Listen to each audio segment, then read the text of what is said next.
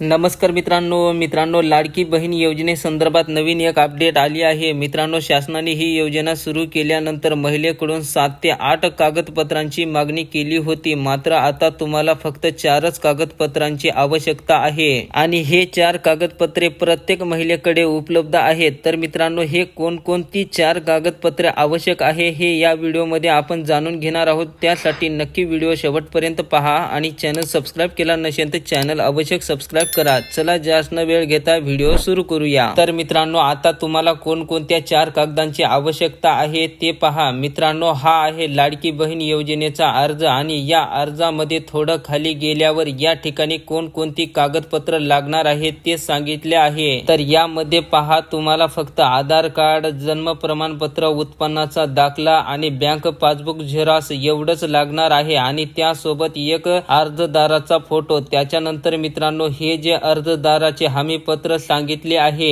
हे ऑलरेडी अर्जासोबतच दिलेले आहे। त्यामध्ये तुम्हाला फक्त या बॉक्स मध्ये बरोबर अशी खूण करून खाली या ठिकाणी सही किंवा अंगठा घ्यायचा आहे। तर अशा प्रकारे मित्रांनो, तुम्हाला कागदपत्रांसाठी जास्त धावपळ करण्याची गरज नाही। हे कागदपत्र तुमच्याकडे सहज उपलब्ध होणार आहेत। मित्रांनो, हा अर्ज कसा भरायचा आहे आणि अर्जाची PDF डाउनलोड करायची असेल तर या संदर्भात आपण सविस्तर व्हिडिओ बनवला आहे। चॅनल वरती जाऊन पाहू शकता। व्हिडिओला लाईक करा आणि चॅनलला सबस्क्राइब केलं नसेल तर चॅनलला अवश्य सबस्क्राइब करा। धन्यवाद।